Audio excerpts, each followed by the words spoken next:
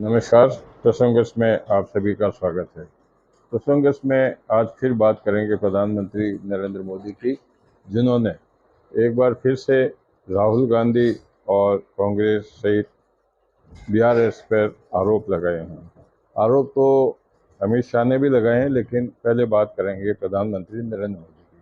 प्रधानमंत्री नरेंद्र मोदी लगातार चुनावी दौरे पर हैं, जहां आज उन्होंने कांग्रेस और बीआरएस पर भ्रष्टाचार के आरोप लगाए और कहा कि दोनों भ्रष्टाचार से गोंद के जैसे चिपके हुए हैं। मतलब भ्रष्टाचार का कांग्रेस का और बीआरएस का एक नाता बना हुआ है। दोनों पार्टियां अपने लिए, अपने परिवार के लिए करती है। सब कुछ तुष्टीकरण की राजनीति ही उनका मुख्य एजेंडा है। अपने परिवार को विकसित करने का उनका मुख्य एजेंडा है। साथ ही उन्होंने ये भी कहा, अब बात इस बात की है कि जब राहुल गांधी लगातार अडानी और अंबानी को लेकर नरेंद्र मोदी पर आरोप लगाए जा रहे हैं, लेकिन आज नरेंद्र मोदी ने राहुल गांधी का नाम नहीं लिया। उन्होंने कहा शहजादे ने कहा कि अंबानी को शहजादे ने गाली देना बंद कर दिया। मतलब राहुल गांधी ने अंबानी अडानी को गाली देना बंद कर दिया है।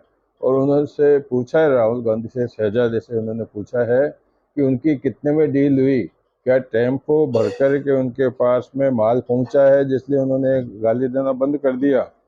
तो शहजादे को तो जवाब देना ही पड़ेगा। लेकिन इसी बीच में सैम पेत्रोदा, जो पिछले दिनों उन्होंने एक अपना ट्वीट करके जो कांग्रेस को संकट में डाला था, आज फिर से उन्होंने एक ऐसा बयान कर दिया जिसको लेकर के कांग्रेस संकट में आ गई है। हालांकि कांग्रेस के नेता जयराम रमेश ने उसको दुर्भाग्यपूर्ण बताया, लेकिन अब बीजेपी को इस पर बोलने का मौका मिल गया है। दरअसल में भारतीयों के रंग पर सैम पेत्रोदा ने एक विवादित बयान आज दिया था, जिसमें उन्होंने कहा कि पूर्वी भारत के लोग चाइनीज लगते हैं, उत्तर भारत के लोग अंग्रेज दिखते हैं, पित्रोदा पश्चिम भारत के लोग अरब जैसे दिखते हैं। ये कह के उन्होंने ये भी कहा कि दक्षिण के लोग अफ्रीका जैसे दिखते हैं, जिसको लेकर के काफ़ी मुद्दा हो गया और उनको और से कांग्रेस से इसके लिए त्यागपत्र भी देना पड़ा। लेकिन अब बीजेपी ने उनके ऊपर निशाना साधा है। प्रधानमंत्री नरेंद्र मोदी ने तो कहा है कि शहजादी को भी अब इसका जवाब देना ही पड़ेगा। जब बात कर रही है प्रधानमंत्री नरेंद्र मोदी की, तो नरेंद्र मोदी का 14 और 13 और 14 मई को वाराणसी जहाँ से वो अपने लोकसभा का नामांकन भरेंगे, वहाँ उनका कार्यक्रम निश्चित हो गया है। 13 मई को मतलब 14 मई को नामांकन भरने से पहले 13 मई को वो एक भव्य रोड शो भी आयोजित करेंगे। तो बात ही चल रही प्रधानमंत्री की, तो प्रधानमंत्री के खिलाफ कांग्रेस ने एक शिकायत चुनाव आयोग को दी है, जिसमें कहा कि पीएम मोदी को ईसी की तमिलनाडु में प्रदेश कांग्रेस के जो अध्यक्ष हैं, उन्होंने याचिका दायर करके कहा है कि प्रधानमंत्री द्वारा घुसपैठिए, मुसलमान, मंगलसूत्र जैसे भाषण पर आपत्ति है। चुनाव आयोग की चुप्पी पर अदालत से उन्होंने गुहार लगाई। अदालत में भी उन्होंने याचिका दायर की है और उन्होंने कहा कि चुनाव आयोग में शिकायत देने के बावजूद भी प्रधानमंत्री का ये बयान दिया जाना जारी है, इसलिए मैंने याचिका दायर की है। अब कोर्ट उसमें किस तरह की सुनवाई करेगी, ये बात अलग है। बात करते हैं राजस्थान की। राजस्थान में 3 दिन का जबरदस्त गर्मी का भविष्यवाणी, मौसम की भविष्यवाणी के बाद में शिक्षा विभाग के उच्चाधिकारियों ने संबंधित जिला कलेक्टरों को अधिकार दे दिया था कि उनके जिले में अगर गर्मी ज़्यादा रहती है तो वो अपने हिसाब से छुट्टी लेने या समय बदलने का निर्णय ले सकते हैं। तो जिसको लेकर के लगभग 1 दर्जन से ज़्यादा जिलों में सुबह 12 बजे से पहले विद्यालय खोलने का कलेक्टरों ने आदेश दिया। अपने अपने जिलों में 12 बजे बाद में कोई भी स्कूल नहीं खुलेंगे, ऐसा आदेश जारी किया है, जिसमें मुख्य रूप से मिडिल तक के छात्रों के लिए दिया है। बात करते हैं जोली एलएलबी की। जोली एलएलबी की धूम पूरे अजमेर ज़िले में लगी हुई है। अजमेर ज़िले में उसकी शूटिंग भी चल रही है। लेकिन इसी बीच में अजमेर बार के 101 वकीलों द्वारा एक याचिका दायर करके न्याय प्रणाली को अपमानित करने का जो आरोप लगाया था, उसको लेकर के आज सुनवाई हुई। अब 10 मई को उसके आगे की तारीख पड़ी है, जिसके पर मौके की रिपोर्ट की भी अर्जी लगाई गई है कि जहाँ इसके छोटे हुए इसके मौके की भी रिपोर्ट की जाए।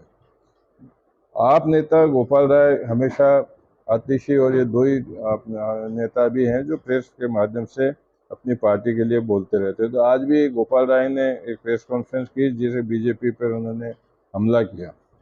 उन्होंने कहा कि बीजेपी ने सोचा था कि केजरीवाल की गिरफ्तारी के बाद में आप पार्टी समाप्त हो जाएगी, विधायकों की तोड़फोड़ होगी और दिल्ली में आप सरकार गिर जाएगी, लेकिन ये षड्यंत्र फेल हो गया है। इसी तरह से लखीमपुर खीरी की बात करते हैं तो आज गृह मंत्री अमित शाह लखीमपुर खीरी में रहे। जिस प्रकार से प्रधानमंत्री नरेंद्र मोदी ने कहा था कि अगर 400 सीटें नहीं आई तो अयोध्या के मंदिर पर संकट आ सकता है, ये लोग वहाँ मंदिर के निर्णय के कुछ भी ला सकते हैं। तो इसी तरह से अमित शाह ने भी कहा कि उन्होंने विपक्ष पर हमला बोलते हुए कहा कि अगर इंडिया गठबंधन जीता, एक तरफ तो 400 सीट की बात करते हैं, दूसरी तरफ इनको संभावना भी है कि अगर इंडिया गठबंधन जीता तो ये लोग राम मंदिर पर बाबरी नाम का ताला लगा देंगे। तो इसी तरह से तेजस्वी यादव, चुनाव का मैं बार बार कह रहा हूँ, चुनाव के समय में पक्ष और विपक्ष एक दूसरे पर आरोप लगाते रहते हैं। तेजस्वी यादव ने प्रधानमंत्री पर आरोप लगाते हुए कहा कि तानाशाही सरकार जाने वाली है। प्रधानमंत्री नरेंद्र मोदी की सरकार को उन्होंने तानाशाही की सरकार बताई है और उन्होंने कहा कि 4 जून को इंडिया गठबंधन की सरकार बनने वाली है। तो दोनों पार्टियां, विपक्ष, इंडिया गठबंधन, बीजेपी, एनडीए अपने अपने पक्ष रखती जा रही है। बात कर लेते हैं प्रियंका गांधी की।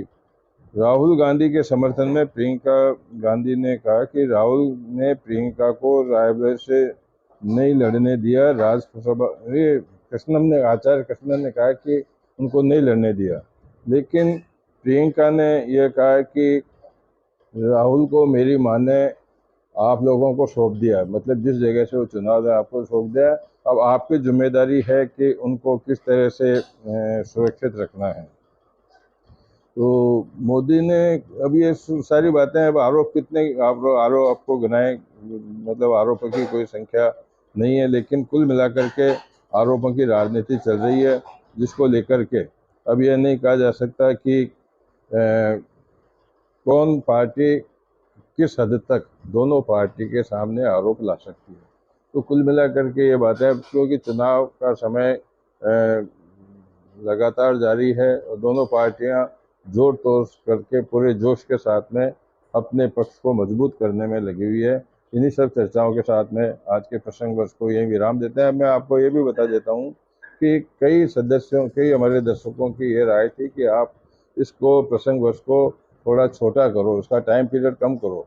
तो मुझे मजबूरी में कई खबरों को छोड़ना पड़ रहा है, लेकिन मुख्य जो चर्चाएं हैं वो आपके सामने मैंने रखी है। कल फिर नई चर्चाओं के सामने आपके सामने उपस्थित होऊंगा। तब तक के लिए नमस्कार।